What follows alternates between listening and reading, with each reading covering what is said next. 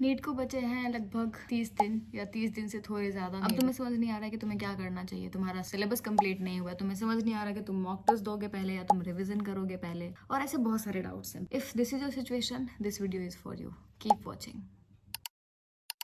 So hello everyone, I am Kajal, a second year MBBS student at SKMCS Muzaffarpur, and welcome to a new video.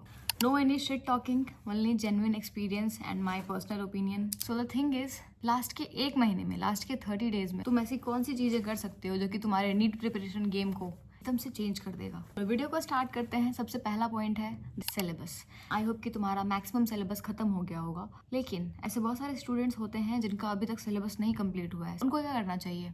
Take a pause and complete your syllabus.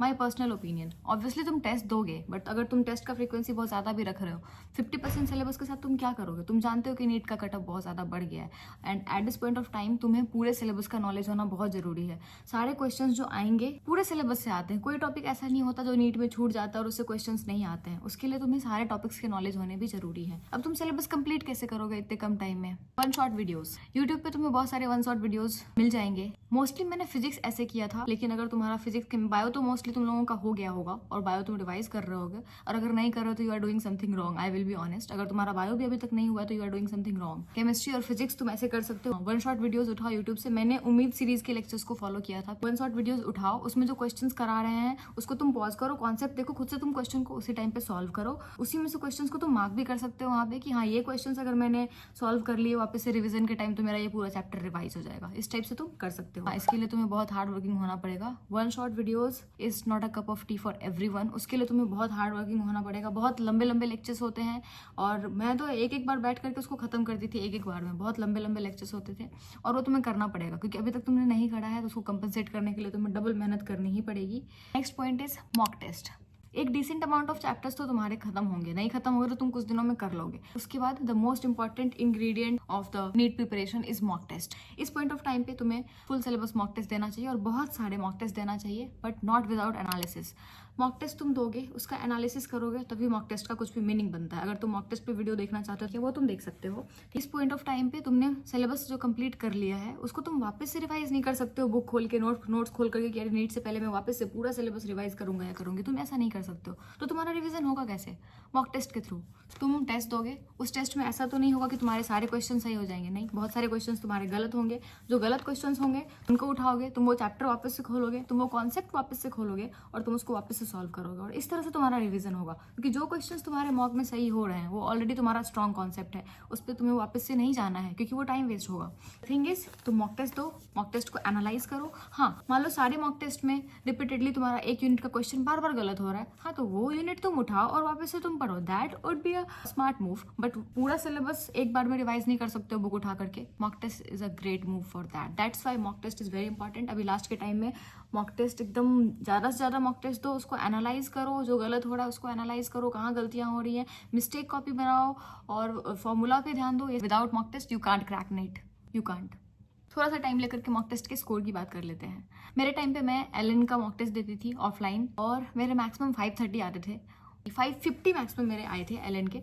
तो क्या वो score लेकर के मेरे को बैठ जाना है कि मेरे को तो 650 प्लस स्कोर करना है, बट मेरे तो अभी इतने ही आ रहे हैं मॉक टेस्ट में? नहीं, ऐसा नहीं करना है। उसका स्कोर तुम्हारे लिए इंपॉर्टेंट नहीं है। क्या इंपॉर्टेंट है कि उसमें तुम कैसी गलतियां कर रहे हो। मान लो कि तुमने मॉक टेस्ट में तुम्हारा एक क्वेश्चन आया और वो नीट में भी सेम क्वेश्चन आया, सेम पैटर्न का, तो योर टारगेट इज कि जो तुमने ऑलरेडी मॉक टेस्ट में सॉल्व किया है। मान लो तुम्हारा अभी गलत हो गया, अब नीट में तुम्हारा क्वेश्चन गलत ना हो, इसीलिए तुम मॉक टेस्ट दे रहे हो। नीट वाला प्रेशर फील करने के लिए तुम मॉक टेस्ट दे रहे हो, क्योंकि वहाँ पे बहुत प्रेशर रहता है, इतने सारे एग्जामिनर्स रहेंगे, बार बार आकर के तुमसे साइन लेंगे, बार बार तुमसे थंबप्रिंट लगवाएंगे, तुम्हें ओएमआर भरना होता है टाइमर के अनुसार। वो जो है इन्वायरमेंट क्रिएट करने के लिए भी mock test is very important. जो नीट का जो एग्जाम हॉल होगा वहाँ पे जो इन्वायरमेंट होगा उसको फील करने के लिए। मान लो कि तुमने मॉक टेस्ट दिया, बट तुम ऑनलाइन मॉक टेस्ट दे रहे हो, बैठ के तुम क्वेश्चन सॉल्व कर रहे हो, हाँ ऑनलाइन तुमने कर लिया किसी ऐप से या कहीं से उठा करके, दैट्स नॉट हेल्पफुल। नीट जो है उसका पैटर्न क्या है? ऑफलाइन टेस्ट होता है उसका, ऑनलाइन टेस्ट नहीं होता है। तो तुम्हें ऑफलाइन मॉक देना है ताकि तुम पेपर के लिए प्रिपेयर्ड हो कि वहाँ पे कैसा इन्वायरमेंट रहेगा। Mock test is basically the replica of NEET exam. Same environment, same offline paper, same offline OMR sheet,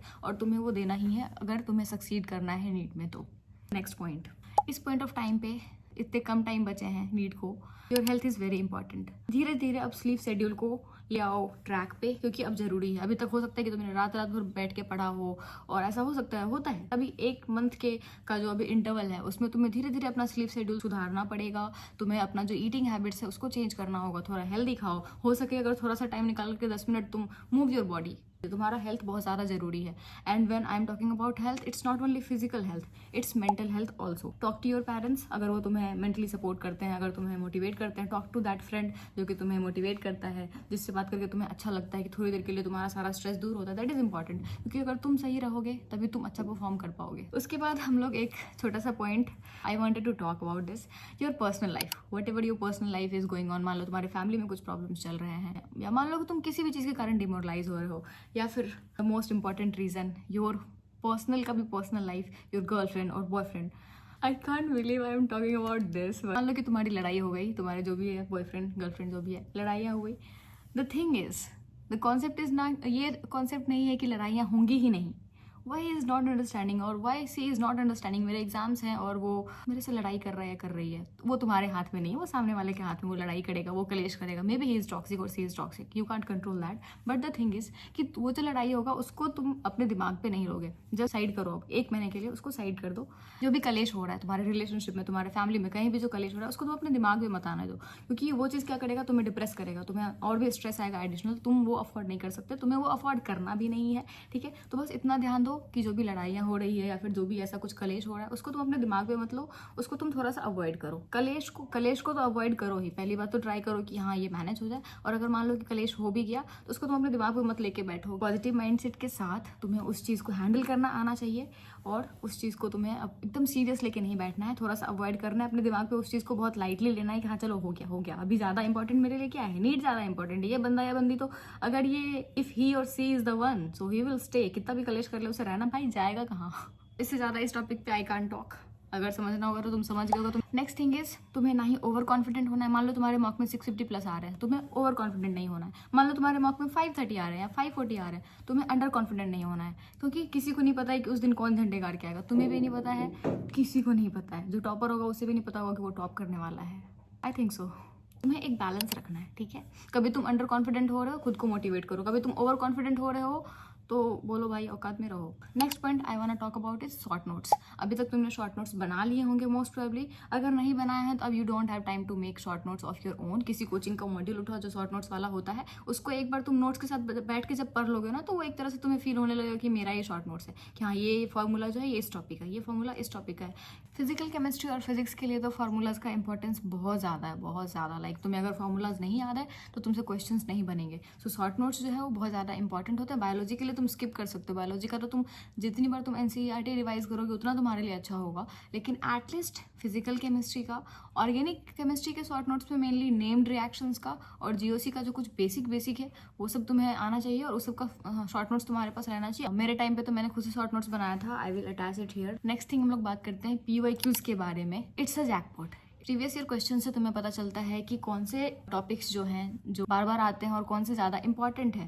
हमारा सिलेबस अभी पूरा कंप्लीट नहीं भी हुआ है, तो एटलीस्ट PYQs को एनालाइज करने के बाद तुम्हें पता चलेगा कुछ बहुत हाई यील्डिंग यूनिट्स है जिससे क्वेश्चंस बहुत ज़्यादा नंबर में आते हैं और रिपीटेडली आते हैं, तो वो सब तुम बिल्कुल नहीं छोड़ सकते हो। ऑब्वियसली तुम्हें छोटे छोटे टॉपिक्स भी करने होंगे, कट ऑफ के अनुसार तुम्हें सारा नॉलेज होना चाहिए। पेपर में वो लोग कुछ भी छोड़ते नहीं है, सारे टॉपिक से कुछ ना कुछ क्वेश्चन डाल देते हैं, तो PYQs बहुत ज़्यादा ज़रूरी है। मैंने क्या किया था, पहले तो PYQs चैप्टर वाइज सॉल्व किया था, और लास्ट में मैंने 5 ईयर्स का मॉक उठाया था, मतलब ईयर वाइज क्वेश्चन। लाइक 2022 का मैंने उठाया, तो पूरा का पूरा पेपर उठाया, उसको फिर 3 घंटे में बैठ करके टाइमर लगा के OMR के साथ सॉल्व किया था, and it was very effective. और उसमें तुम्हारे मार्क्स मॉक से ज़्यादा आएंगे और तुम्हें फिर थोड़ा सा कॉन्फिडेंस आएगा कि हाँ भाई हम लोग सही तैयारी कर रहे हैं। तो तुम प्रीवियस ईयर का मॉक सॉल्व कर सकते हो, प्रिंट करवा लो तुम इंटरनेट से निकाल करके, पेपर्स जो रहते हैं उसको निकलवाओ, और फिर OMR के साथ बैठ करके ऑफलाइन टाइमर लगा करके सॉल्व करो। और बाकी तो चैप्टर वाइज PYQs तुम कर ही रहोगे, उस पर बहुत ज़्यादा ध्यान दो। और अगर मान लो कुछ वीक टॉपिक्स है जो PYQs में बहुत ज़्यादा आ रहे हैं, तो उस पर ध्यान दो, उसको तुम सॉल्व करो और उसको स्ट्रॉन्ग करो। Next and the last topic of the video, believe in your self. भले ही तुम पे कोई बिलीव ना कर रहा हो, तुम्हारे पेरेंट्स तुम पे बिलीव नहीं कर रहे हो, या सब लोग तुम्हें बोल रहे हो कि यार नहीं तुमसे नहीं हो पाएगा, बट तुम्हें खुद पे बिलीव रखना, क्योंकि at the end self believe जो है वो बहुत ज़्यादा इंपॉर्टेंट है। तुम्हें पता है तुम कितनी मेहनत कर रहे हो, कॉन्फिडेंस लूज नहीं करना है, बाकी लोगों के बातों को तुम्हें खुद को इफेक्ट नहीं करने देना है, अपना मेंटल हेल्थ सही रखना है एंड बी कॉन्फिडेंट, सब कुछ अच्छा होगा। सो इसी पॉइंट के साथ इस वीडियो को यहीं पे ख़त्म करते हैं। All the best for your exams, best of luck. मिलते हैं अगले वीडियो में, तब तक के लिए एन्जॉय योर लाइफ।